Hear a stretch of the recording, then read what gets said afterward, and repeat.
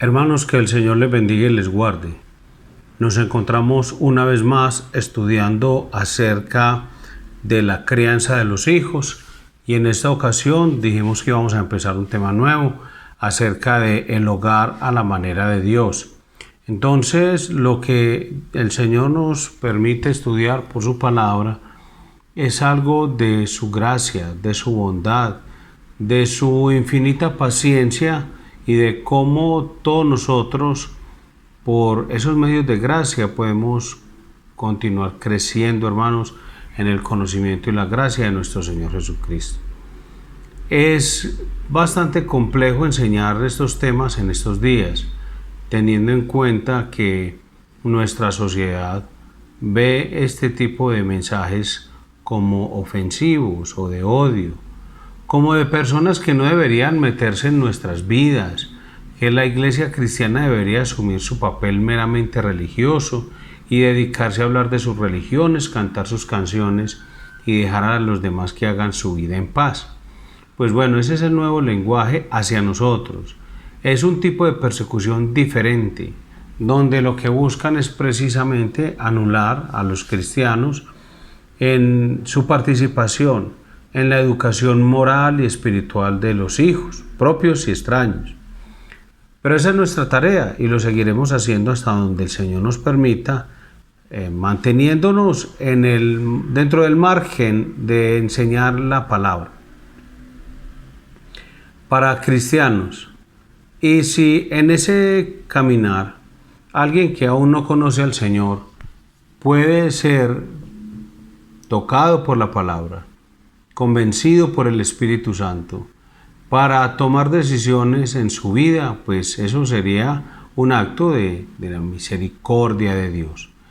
Nosotros seguiremos enseñando para la gloria de Dios hasta donde Él nos deje enseñar. ¿Qué es lo que vamos a enseñar hoy? ¿O qué vamos a empezar a enseñar hoy? Es acerca del hogar a la manera de Dios. Y como estamos hablando acerca del tema del dominio propio, es el dominio propio en el uso del tiempo. En el estudio sobre cómo moldear el carácter de nuestros hijos, y a medida que adelantamos en este estudio, podemos ver tanto como creyentes, al mismo tiempo como pastor, que la iglesia está enseñando un mensaje que es relevante para todos. Y esa relevancia la encontramos en el texto de la palabra de Dios, en una carta que el apóstol Pablo le escribe a su hijo espiritual Timoteo. En 1 Timoteo 5:4 dice, con respecto a nuestra vida de piedad personal y a la vida de piedad de la iglesia: pero si alguna viuda tiene hijos o nietos, aprendan esos primero a ser piadosos para con su propia familia y a recompensar a sus padres, porque esto es lo bueno y agradable delante de Dios. Tome nota del texto, 1 Timoteo 5:4, porque en ese texto nos vamos a apoyar para la enseñanza que tenemos en esta noche.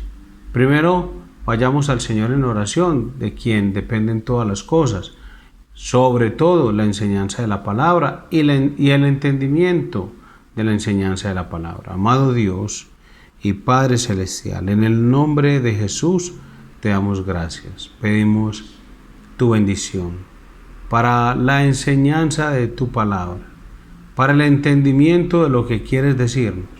Gracias por cada hermano que me escucha en esta hora y por cada persona que será edificada. Gracias, Padre. Háblanos en el nombre de Jesús. Háblanos tu palabra. Enséñanos a vivir de tal manera que traigamos gloria y honor a tu nombre. En Cristo Jesús. Amén y amén. Entonces, de acuerdo a 1 Timoteo capítulo 5, versículo 4, hablando del hogar a la manera de Dios, hablemos primero de la piedad en familia o en la familia. El apóstol Pablo nos habla aquí que los cristianos debemos aprender a ser piadosos primero en lo que se refiere a nuestra propia familia. Dice, si alguna viuda tiene hijos o nietos, es una enseñanza no solo para los pastores, sino para cada creyente.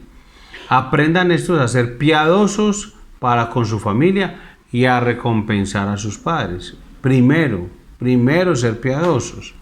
Entonces, el apóstol Pablo, aunque no está hablando aquí específicamente sobre la crianza de los hijos, sin embargo, sus palabras sí son pertinentes en cuanto a todo lo que pertenece a la vida familiar, porque está diciendo que cada creyente debe primero aprender a ser piadoso en su propia familia.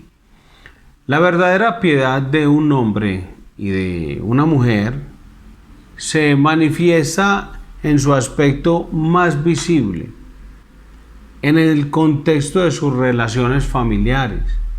Eso es cierto.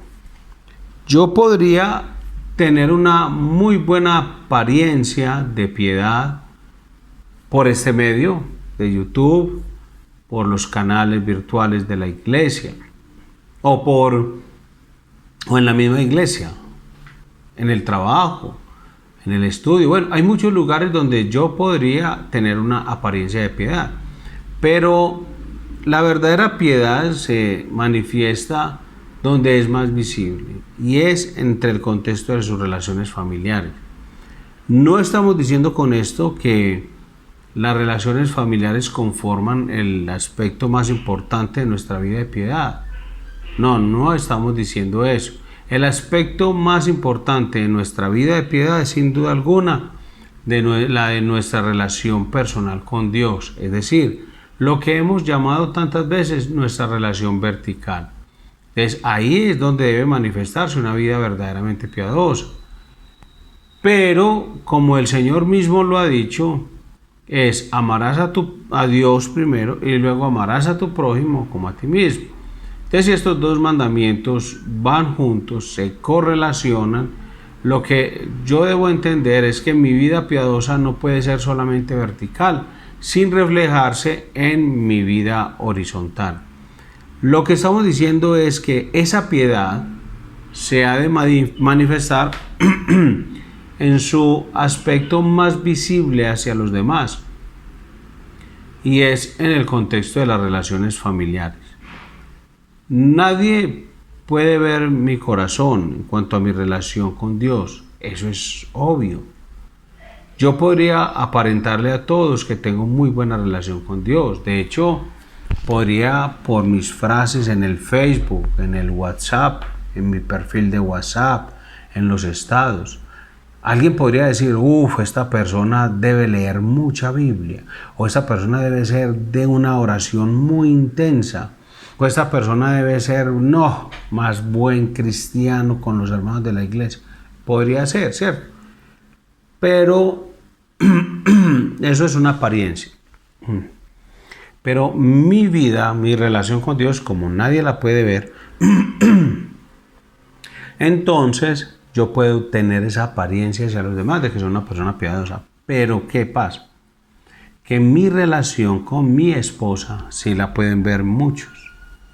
Mi relación con mis hijos la pueden ver. Y el resultado de lo que mi crianza de mis hijos está haciendo en ellos puede verse. Entonces alguien puede ver a mis hijos y pensar o sacar conclusiones al respecto de la crianza que yo le he dado. En estos días estábamos en el culto y un niño de la iglesia, en medio de una alabanza, un niño de la iglesia hizo una afirmación asombrosa. Ese niño, con apenas 5 años, dijo en medio del culto, gloria a Dios. Y casi al unísono los adultos respondimos, amén. Yo creo que es probable que la mayoría de nosotros lo hayamos hecho solo como una reacción meramente emotiva, sentimental, puede ser. No vamos a entrar a discutir eso, ni a investigar a nadie, ni vamos a entrar a juzgar a nadie o a interpretar la respuesta de lo que se hizo. Solamente quiero decir que esa expresión de ese niño es algo que él tuvo que haber oído en alguien. Y casi siempre ese alguien es su propio padre y su madre, obviamente. Pero hay una fuerza inevitable en la crianza de los hijos por parte de su padre. Entonces, ahí está. Podemos decir que el resultado de la crianza de ese niño se ve. Es ahí en las relaciones familiares, no en ningún otro lugar, en donde se ha de probar la verdadera piedad de un hombre, de un joven, de una mujer, de un niño. Entonces, algunas personas se pueden molestar por eso. Entonces, por ejemplo, el hermano Edwin habla con un joven y le dice: ve, muchacho, la imagen que pusiste en el Facebook no está bien, hombre. Eso está dando un mensaje. ¿Qué mensaje quieres dar?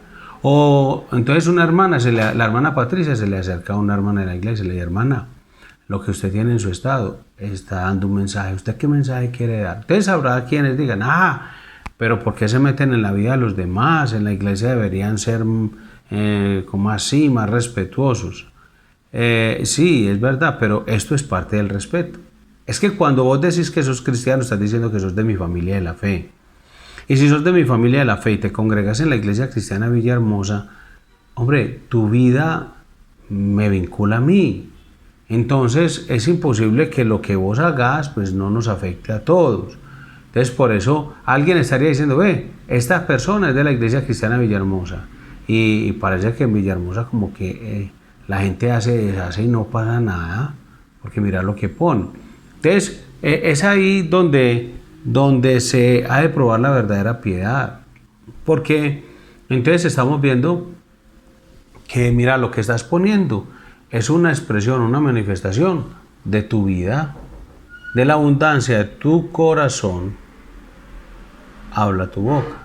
O sea, nadie da de lo que no tiene, es imposible. Usted da de lo que tiene. Una prueba adicional de esto la encontramos en la misma carta a Timoteo, en las calificaciones que Pablo enumera como esenciales para los ministros del Evangelio. Eso está en el capítulo 3. ¿Y qué encontramos allí? Es el retrato de un hombre piadoso. ¿Qué dice Pablo ahí? Nos dice que el hombre que ha de ser obispo debe ser irreprensible. Y la primera característica que menciona es que debe ser marido de una sola mujer. Un hombre reconocido por su adhesión en todo el sentido de la palabra a la mujer que Dios le ha dado como compañera. O sea, el hombre de Dios, un hombre piadoso y que quiere servir al Señor, la palabra de Dios da unas calificaciones, unas características, y dice que no se trata únicamente de fidelidad conyugal, es algo más profundo aún. El hombre piadoso vive con su esposa con conocimiento, tratándola como un vaso más frágil. No depende de la esposa, es una decisión del esposo. Entonces yo puedo tratar a mi esposa como vaso más frágil, aunque ella, hipotéticamente hablando, vuelvo y repito, hipotéticamente hablando, digo y afirmo, una ilustración. Entonces yo trato a mi esposa como el vaso más frágil, aunque ella diga que, por ejemplo, no se quiere someter a mí, que no quiere respetar el vínculo familiar o matrimonial, que es más importante otro tipo de relaciones familiares que la de la familia, del esposo y los hijos. Es un ejemplo. Entonces, ¿por qué pongo este ejemplo? Hombre, porque es que el mundo nos ha enseñado que nosotros debemos tratar a los demás como se lo merecen, pero eso no dice la Biblia. Por eso, si fuera así, no existiría en la Biblia la palabra misericordia o la palabra gracia, que están asociadas precisamente a no darle a alguien lo que merece o a darle a alguien lo que no merece. Y en el caso del matrimonio funciona así. Por eso cuando hablamos de que el hombre es marido de una sola mujer, es mucho más que simple fidelidad.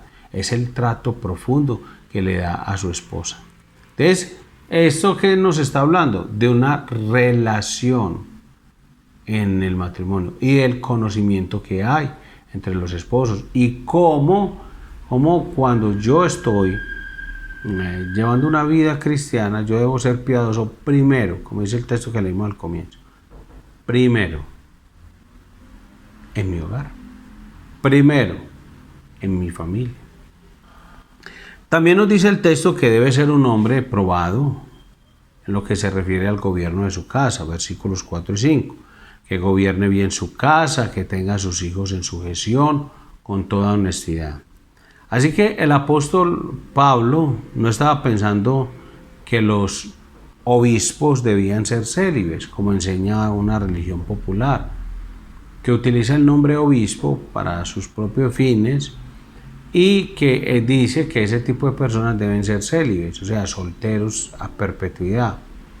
No, la Biblia dice lo contrario, que sea casado, que debe tener hijos, y no a los hijos de su hermana, o sea, sino a sus hijos, porque es que esos señores de esa religión popular enseñan que ellos son tíos de un montón de niños que no los reconocen como sus hijos, pero terminan siendo sus sobrinos. Pero algunos sí son sobrinos y demás. Pero bueno, en fin, no voy a entrar en ese meollo. Pero lo que está diciendo el texto es, usted es obispo, tenga sus hijos, y para tener sus hijos debe tener su esposa. ¿Y cómo? ¿Cómo de tener a sus hijos? Obvio, yo puedo ser un buen tío, un buen familiar, lo que sea, pero son mis hijos. Dice que debo tenerlos en sujeción con toda honestidad. O sea, pues el que no sabe gobernar su propia casa, ¿cómo cuidará de la iglesia de Dios? Mire, el que no sabe gobernar su propia casa. Y hay algo que debemos notar en el texto, algo indirecto. Pablo le está dando a Timoteo una serie de características que han de evidenciar la vida de un hombre creyente, piadoso. No solamente al pastor, sino que primeramente al pastor. El pastor debe ser sobrio, prudente, decoroso, hospedador, no dado al vino, no pendenciero, no codicioso de ganancias deshonestas, sino amable, apacible, no avaro, etc. Y nos hacemos una pregunta: ¿quién, sino la esposa y los hijos, han de ser los observadores primarios de las características en ese hombre? Entonces ya ve por qué no cualquiera puede ser un anciano en la iglesia. Hay unas características muy importantes. Y adicional a eso, es que no es solo para los ancianos. O sea, el anciano es el único que debe ser sobrio, prudente, decoroso, hospedador, no dado al vino, no pendenciero, no codicioso de ganancias deshonestas, sino amable, apacible, no. Esas son unas características y exigencias para aquel que va a estar en el obispado, en el pastorado, como anciano de una congregación. Pero todo creyente debe tener esas características. Y la esposa y los hijos pueden dar fe si el esposo es así. Entonces no basta con que un hombre manifieste alguna de estas cosas en el contexto de su trabajo o en su trato con los demás hermanos de la iglesia. No es suficiente. La pregunta que se ha de hacer es: ¿qué piensa su esposa acerca de eso? Preguntémosle a la esposa. Obviamente pues eso no lo vamos a hacer en la iglesia. Yo no me voy a ir a preguntarle a la esposa de nadie cómo está el esposo, si hace esto o aquello, no. Y de pronto ocasionalmente preguntaré a una que otra esposa acerca de su esposo, si es anciano, si presta servicio en la congregación. Pero lo que debe hacerse como pregunta es cada uno de nosotros: ¿qué piensa su esposa acerca de eso? O sea, yo debería preguntarme a mí mismo. Cuando se toma a un hombre y se lee 1 Timoteo 3 delante de su mujer y le preguntamos a ella si esa es la imagen de su marido, el apóstol Pablo está hablando ahí de su esposo. Entonces, Esa es la pregunta. Doña fulana, lo que dice Primera de Timoteo 3, esa es la imagen de su esposo. O sea, el apóstol Pablo está escribiendo con esas palabras a su marido. ¿Qué opina usted, hermano? Eso es lo que Dios nos está enseñando en esta hora. Estamos hablando del dominio propio ¿en qué? Hablando acerca del hogar a la manera de Dios. Dominio propio en el uso del tiempo. Muy bien. Y si ese hijo tiene hijos grandes, digamos que ese hombre tiene hijos grandes que pueden ser independientes y que ya tengan un proceso independiente de pensamientos, preguntarle a ellos también, venga, esa es la imagen de su padre. Lo que estamos leyendo de 1 Timoteo 3 describe a tu padre, o sea, el apóstol Pablo está escribiendo a tu padre con unas palabras. Es así que él reacciona en su casa. Es un hombre sobrio, prudente, decoroso, hospedador. Entonces, la pregunta obligada, pastor, ¿y usted hasta dónde quiere llegar con eso? Hombre, mire, lo que queremos es demostrar la validez que tienen las palabras de Pablo en 1 Timoteo capítulo 5, versículo 4, en toda esta serie de enseñanzas, es que los creyentes deben aprender a ser piadosos primero con los miembros de su familia. Muy bien. Y agradezco mucho que su vida piadosa me afecte a mí positivamente. Gloria a Dios por eso. Pero estoy más interesado en que esta enseñanza, la predicación de la palabra todos los días de la semana, afecte más su testimonio para bendición de su familia. Porque es que en la iglesia usted pasa muy poquito tiempo. De hecho, usted y yo compartimos ya mucho menos de lo que compartíamos antes. ¿Por qué razón? Hombre, por el tema del distanciamiento social. Así que la piedad de un hijo, por ejemplo, sobre todo si es adolescente, se manifestará en el esfuerzo que hace de honrar a su padre y a su madre. La piedad de un hombre se va a manifestar en el trato con su esposa, en la forma como se dedica a educar a sus hijos en el amor de Dios. La piedad de una mujer se va a evidenciar por la capacidad que posee de someterse a su esposo, de cuidar bien su casa, de ser un ejemplo para sus hijos, en que tiene un espíritu afable y apacible, que es de grande estima delante de Dios. Ahí es donde se ha de manifestar la piedad de una mujer, de un hombre o de un adolescente, por ejemplo. La piedad no se mide por la cantidad de conocimiento bíblico que tenga o la capacidad que tenga para mencionar versículos de la Biblia o por la capacidad que tiene para transmitir verdades bíblicas, porque hay personas que tienen esa buena capacidad o porque esa persona se involucra mucho en las actividades de la iglesia. Eso no tiene nada que ver con que es una persona piadosa. No es el indicador. Muchas veces esas cosas son, muchas ocasiones, el sustituto de la verdadera piedad.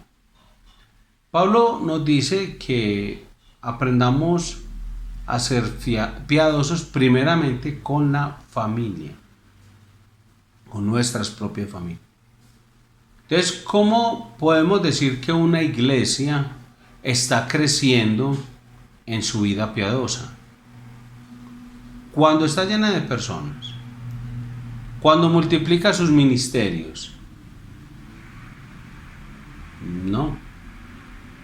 No, pero es que la iglesia donde yo voy tiene ministerios de esto, tiene ministerios de aquello, tiene programas de radio, de televisión, regalan libros, regalan tratados, hacen salidas, hacen entradas. No, eso no tiene nada que ver. ¿Así se mide la piedad de una iglesia?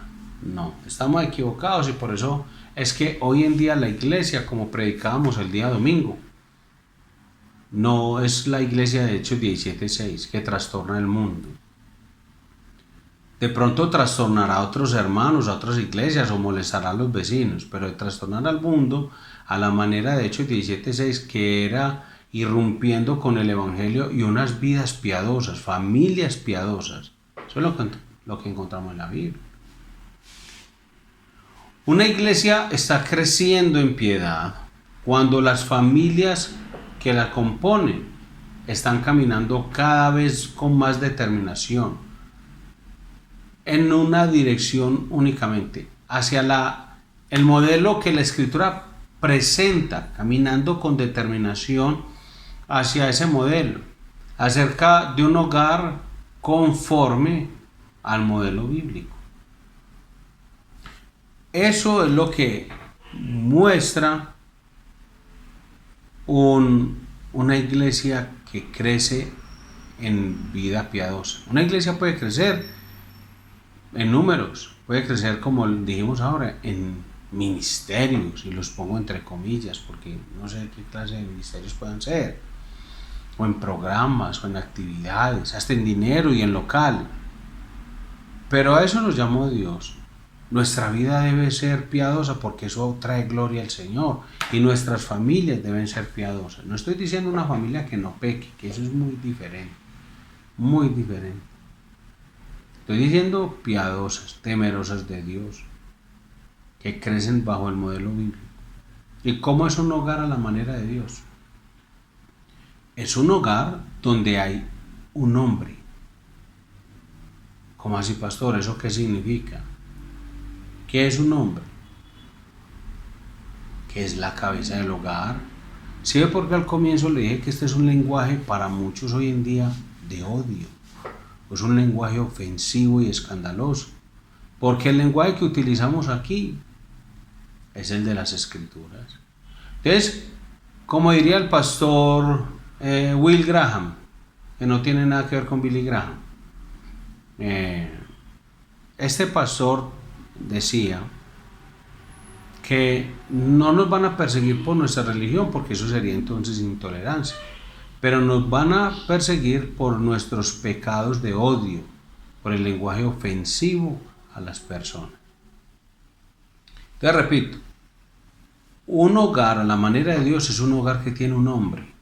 Es un hogar donde hay un hombre que es la cabeza del hogar, que sabe ejercer sobre los suyos un gobierno amoroso, o si quieren ponerlo de otra manera, él ejerce sobre los suyos un amor gobernante. En ese hombre se conjugan ambas cosas a la perfección. Es un hombre que ama a su mujer como Cristo amó a la iglesia. Ama a sus hijos entrañablemente, pero a la vez es un hombre que sabe gobernar. Es un hombre que da directrices específicas a su esposa y a sus hijos. Ese hombre gobierna. Eso es lo que dice la Escritura. Eso es el hogar a la manera de Dios. Por eso, en el lenguaje moderno, donde el feminismo fluctúa por todas partes, donde la gente está más interesada por empoderar a los otros, es un lenguaje egocéntrico, humanista, 100%. Entonces, en ese lenguaje no encaja lo que estamos diciendo. Pero lo que dice el apóstol Pablo, o sea, Dios, el Espíritu Santo, usando el apóstol Pablo, es eso. El apóstol Pablo, hablando de ese hombre piadoso en 1 Timoteo 3, dice que los hombres deben gobernar bien su casa. O sea, no solo gobernar, sino gobernar bien. Eso es diferente. Porque hay hombres que viven quejándose. Mi esposa nunca está en la casa, mi esposa no hace esto, mi esposa nunca hace aquello. Entonces, alguna vez en la escuela de matrimonios, yo le dije a los esposos que el doctor R.C. Sproul decía, si un esposo viene a decirme eso, yo le digo, la culpa es suya. Y realmente usted es el culpable. Usted es el gobierno de su casa. Y esa empresa está sobre sus hombros. Y si esa empresa fracasa, el culpable siempre sería usted en mayor medida. porque Dios puso la empresa en sus hombros. En ese modelo bíblico de lo que es un hombre, esa mujer es sumisa a la autoridad de su esposo. Mire que el texto dice que gobierne bien su casa. Entonces cuando el marido dice blanco, ella dice blanco, porque el marido lo dice. Hay respeto y sumisión a la autoridad. ¿Por qué razón? Porque es que el esposo dice blanco, entonces hay esposas que soterradamente y solapadamente, le dicen al esposo, sí, blanco. Pero por debajo están diciéndole a los hijos, sí, mentira, pues es amarillito. Y va y le dice a la mamá, no, yo prefiero el amarillito. Y así. Es una esposa que no se somete, pero en ese caso no es la responsabilidad del esposo, porque él está gobernando, está dando directrices e instrucciones específicas. La esposa es la que no se está sometiendo a la autoridad de su esposo. Pero en el contexto de un matrimonio normal y un hogar normal basado en la palabra de Dios, un esposo está gobernando bien cuando da directrices claras y específicas.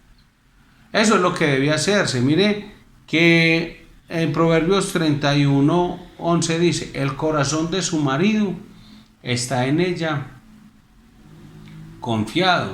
Él le dice, mija, esta es la instrucción para los hijos hoy. Me voy para el trabajo.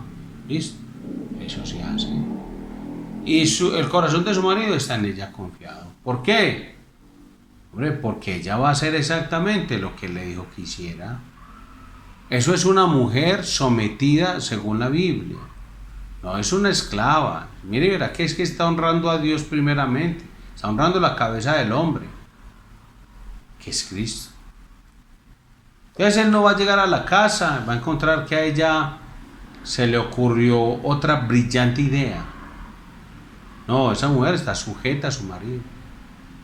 Como les dije ahorita, puede ser que el esposo dé instrucciones específicas, directrices específicas, y esa mujer sea tan rebelde que no vaya a hacer lo que le parece y punto. Ese es otro tema. Pero en términos generales, una esposa de Dios es aquella en la cual el corazón de su esposo está confiado. Porque es una mujer que cuando se va a referir a su esposo, le habla con respeto, el respeto que se merece, como alguien que está en una posición de autoridad por encima de ella. Y en ese modelo de hogar bíblico hay unos hijos que obedecen y honran a su padre a la primera vez. La segunda es sin las tres, o sea, no diciéndoles, fulanito, te he dicho 4 veces. No, así no es. Ese modelo de hogar bíblico, los padres aman a sus hijos, los tratan con ternura, con afecto, los instruyen en el temor de Dios, pero al mismo tiempo los guían con firmeza, los llevan, ¿para qué los crían y los guían y los dirigen con firmeza? Porque es que hacia dónde lo están dirigiendo, hacia su pequeño imperio, para que no lo hagan quedar mal en la calle, porque es que hay papás o esposas o hijos, ya eso es cualquiera, que lo único que le importa es que no lo haga quedar mal, que siempre lo haga ver bien. Entonces, no, en este caso es que los padres están preocupados por guiar a sus hijos hacia el trono de Dios. O sea, los están guiando con firmeza hacia la máxima autoridad soberana. Entonces es algo pues que es por eso que es importante. Por eso el modelo del hogar bíblico es de un esposo que gobierna bien, porque no solo lo está haciendo para glorificar a Dios, porque eso es lo correcto, sino porque es que además les está dando una enseñanza, les está mostrando la autoridad máxima a quien deben honrar en el hogar, respetando y honrando a su Padre terrenal. Entonces, quiero repetir entonces, las iglesias están creciendo en piedad cuando las familias que las componen están caminando cada vez más y más con determinación hacia ese modelo de la Escritura. Muchas personas en la iglesia, a veces con la mejor intención, se pueden llamar en lo que podríamos decir cazadores de ministerio. Constantemente están buscando qué hacer. Y en ocasiones hasta se quejan porque supuestamente no les dan la oportunidad para involucrarse en la obra de Dios. Pues supuestamente. A ver, todo creyente debe poner sus dones al servicio de la iglesia, para la obra de Dios. Pero debemos entender que nuestro ministerio primario se debe desarrollar en los hogares. Nuestra iglesia se va a fortalecer en la misma medida en que los hogares continúen fortaleciéndose. Entonces, no debemos permitir que las apariencias nos engañen cuando de las personas se trata en el servicio en la iglesia. Porque, a ver, ¿qué queremos decir con esto? Muchas veces se nos deslumbra porque vemos a alguien que se involucra en muchas cosas, que entonces decimos, ese hermano tan piadoso, hombre, qué hermana más piadosa, está en este ministerio, en este otro ministerio, en el ministerio más allá. Yo no sé cómo le da el tiempo. Entonces no nos dejemos engañar por las apariencias. Eso nos deslumbra cuando vemos que alguien canta en el coro, que da en la clase de escuela dominical, y entonces comenzamos a quejarnos en el corazón. Es que ahora en la iglesia no hay un coro y no puedo poner mis talentos en operación. No, es que yo predico y los pastores no se han dado cuenta de las capacidades que yo tengo para esto, para aquello. Pero eso ¿por qué pasa? Porque quieren hacer de todo, hermano, quieren hacer de todo, les gusta la oficina, tienen oficinitis espiritual. A ver, lo que estamos diciendo es no se deje confundir ni deslumbrar y pensar que una persona es piadosa solamente porque está involucrada en muchas actividades de la iglesia. Eso no es sinónimo de vida piadosa. ¿En qué ayuda a un joven estar activo en esto que acabamos de mencionar, en actividades y programas de la iglesia, cuando ese joven al mismo tiempo no ha aprendido a funcionar como un hijo piadoso en la casa? ¿Desde qué le sirve? Que participe en el ministerio de niños, de adolescentes, de jóvenes, en el ministerio de la alabanza, de los diáconos, los ujieres, hace de todo. Pero es mal hijo, es desobediente, no ha aprendido a funcionar como un hijo piadoso en la casa. Cuando sus padres sean creyentes o inconversos, tienen quejas justas por la irresponsabilidad de ese joven. Porque dicen, no, es que en el hogar es un irresponsable. Entonces puede ser un papá creyente o no, pues que no tiene nada que ver, pero la queja es justa, porque ese joven es respondón, es maleducado, es engreído. Entonces, independiente de los padres como sean, si son creyentes o no, sus quejas son más que justas. Porque es que lo vemos en la iglesia, es miembro del coro, miembro de la escuela dominical, hace esto, hace aquello. Y los hermanos dicen, qué joven tan piadoso. Y en algunas iglesias hasta lo animan para el ministerio pastoral. No, eso no es lo que la Biblia llama piedad. O en el caso de un hombre casado, su esposa se queja porque es un desconsiderado, porque en ciertos aspectos prácticos no la está amando como Cristo amó la iglesia, porque no es tierno con ella, es áspero, no le ayudan los oficios del hogar, en fin. Y en el caso de la hermana casada, entonces vamos a medir la piedad de esa mujer porque tiene un montón de habilidades, o porque la vemos sirviendo en toda la iglesia. ¿Eso es piedad? No. Yo recuerdo un pastor que decía, no, mi mano derecha, era una señora. Y yo creo que todavía dirá. Pero esa mujer no era una mujer piadosa porque descuidaba a todos los demás, las otras demás relaciones. Entonces, yo digo que estamos muy equivocados cuando nos dejamos deslumbrar y vendemos la idea de piedad basada en las actividades o el activismo. Yo me imagino que alguien debe estar pensando, pero es que usted no ha leído Proverbios 31, pastor. No se ha dado cuenta que la cantidad de actividades en que está involucrada esa mujer virtuosa. Sí, yo me di cuenta. Pero también me he dado cuenta que es imposible que el autor esté diciendo que ella hace todo eso en el mismo día. A ver, probablemente se esté refiriendo a la labor de una mujer virtuosa en toda su vida. Y más aún, lo que me he dado cuenta en el texto es que el marido de esa mujer la alaba. Los hijos también la llaman bienaventurada.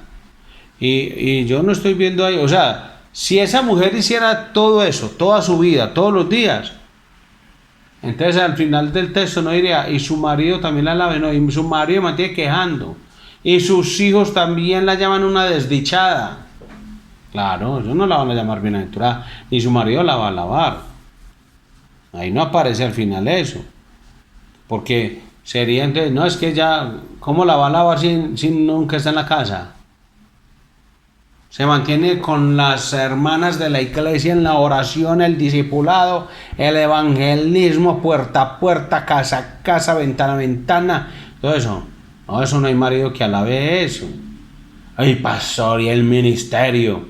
Su ministerio primero, hermana, es la casa, su familia, su hogar, su esposo y sus hijos. Entonces, el esposo se va a quejar, nunca se mantiene en la casa. Las cosas de la cocina son un caos, un desorden, un desastre. Entonces, pregunta, ¿dónde hay un pañuelo en esta casa? No sabe. Ve, y entonces aquí, ¿dónde está la trapeadora? Tampoco.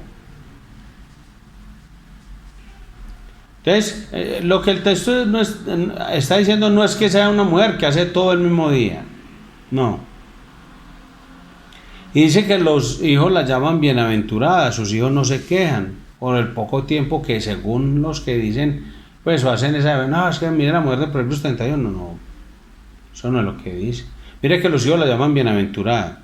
O sea, los hijos se estarían quejando porque les dedica muy poco tiempo. Y algo más trascendental aún, el texto nos dice que la base de la virtud de esa mujer no radica en todas las cosas que hace.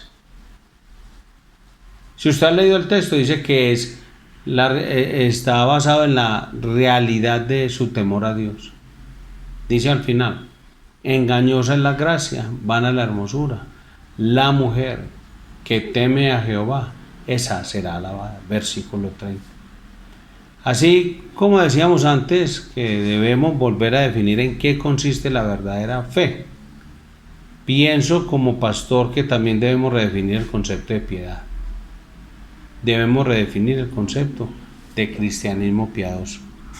Porque muchos viven engañados en ese sentido, pensando que ellos mismos son maduros y que están creciendo espiritualmente, cuando en realidad lo que son es meros activistas. En la iglesia sí, pero son meros activistas. O sea, no han aprendido aún a ser piadosos. Primero, como dice el texto, para sus propias familias. Recuerda, hermano, que en el contexto de las relaciones familiares que los creyentes manifiestan realmente lo que son, no en la iglesia, no en la calle, en sus casas. Es ahí donde un hombre es lo que es, donde una mujer es lo que es, un hijo es lo que es. Es ahí donde radica la importancia de toda esta serie de enseñanzas, hermano. Entonces, al tocar el tema de cómo moldear el carácter de nuestros hijos, o cuando se enseña acerca de la relación entre los esposos y las esposas, estamos tocando algo más que un tema acerca de la familia. Es algo más profundo. Estamos tratando con una fibra importante de la verdadera vida piadosa. Y es así como debemos verlo. O sea que no es simplemente un tema familiar, como me decía un hermano en estos días, pastor. Yo creo que hay mucha gente que no se conecta los martes porque es que algunos les han dicho que este tema es solamente para los papás con niños pequeños. No, esto es para toda la iglesia. Yo no sé ¿Por qué sacaron esa conclusión? Es que esto es para los que tienen hijos pequeños, medianos y grandes. Para los que son hijos, para los que son papás, para los que son hermanos, para los que son tíos, para los que son abuelos. O sea, este tema es para toda la iglesia, hermano. Es un tema de vida de iglesia. No es simplemente un tema familiar. Yo no estoy aquí como un psicólogo hablando de la educación de los niños. Estoy aquí es como un pastor tratando de incrementar a través de la predicación de la palabra, la piedad en la iglesia, porque yo sé que la iglesia la cual pastoreo va a ser piadosa en la medida que los miembros de la iglesia en sus familias sean piadosos. ¿Qué sirve, hermano? Una iglesia llena de un montón de gente, pero que las esposas no atienden a sus esposos, los esposos no respetan ni aman a sus esposas, las esposas no se someten a sus esposos, los hijos no obedecen a los padres provocan a ir a sus hijos. O sea, ¿de qué sirve entonces? Yo creo que estamos tocando una fibra esencial, que es importante en la verdadera piedad. ¿Qué nos dice el texto? Aprendan a ser piadosos primero para con su propia familia. Hermano, eso es muy claro. Yo tengo que aprender a ser piadoso primero en mi familia, con mi esposa y con mis hijos, y ahora con mi nieto. Algunos entonces se estarán preguntando, ¿y por qué usted ha dedicado tanto tiempo a la introducción de este mensaje para hablar de estas cosas? Vea, hermano, es que lo que queremos es capturar la atención sobre la importancia que estas cosas tienen para nosotros. Hermano, es que esto es importante para nosotros como individuos y como iglesia. También porque es que hay una preocupación de parte de los pastores de la iglesia, porque nosotros queremos ver cada vez más y más que las familias que componen nuestro cuerpo de creyentes caminen con determinación hacia el modelo bíblico de lo que es una familia a la manera de Dios. Y nosotros no hacemos, si no hacemos nosotros lo que Dios nos manda a hacer como heraldos suyos, entonces nosotros no estamos enseñando sana doctrina. Hay iglesias que se glorían diciendo, no, en nuestra iglesia no se predican herejías. Pero cuando vamos a la escritura y vemos lo que el apóstol Pablo define en Tito capítulo 2 como sana doctrina, que no es simplemente una doctrina que no está mezclada con herejías. La sana doctrina es algo más profundo, es algo que llega más lejos, no es más que una enseñanza autoritativa hecha desde el púlpito de una iglesia a través de la palabra de Dios. Así que no es una enseñanza que lleva a todos los miembros que componen esa iglesia a una vida sana. Eso es sana doctrina. Es una doctrina que sana. Es que si el mensaje, hermano, no se predica la palabra de Dios, donde todos sean saludables espiritualmente, entonces esa iglesia no es de sana doctrina. Así de sencillo. Mire, todos nosotros tenemos áreas en nuestra vida que debemos mejorar.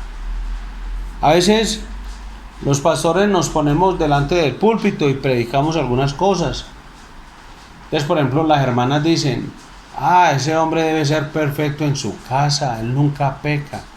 No. Muchas veces uno está en su casa estudiando la palabra y el Espíritu Santo lo redarguye de pecado. Y antes de pararnos en ese púlpito tenemos que decirle al Señor, perdóname, porque muchas veces yo no he podido hacer lo mismo de lo que voy a predicar. Muchas veces me he sentido convicto de pecado. Todos nosotros necesitamos ser sanados por medio de la palabra de Dios. Entonces, ¿qué es entonces predicar sana doctrina? Es predicar la palabra de tal manera que pueda encontrar cabida en el corazón, en la conciencia de quienes la oyen, para que haya sanidad de vida. Esa es sana doctrina. Es por eso que estamos hablando tanto como introducción a este tema que vamos a hablar en estos días. El hogar a la manera de Dios. Si el Señor lo permite, vamos a hablar entonces ya específicamente la otra semana sobre cómo cultivar el dominio propio en el uso del tiempo. Oremos al Señor. Amado Padre Celestial, gracias te doy en el nombre de Jesús. Nos has hablado, nos enseñas siempre, y te pido, Dios, que nos ayudes a tener un hogar bíblico, un hogar conforme a tu palabra. Oramos en el nombre de Jesucristo. Amén y amén. Que Dios les bendiga, hermanos. Una feliz noche.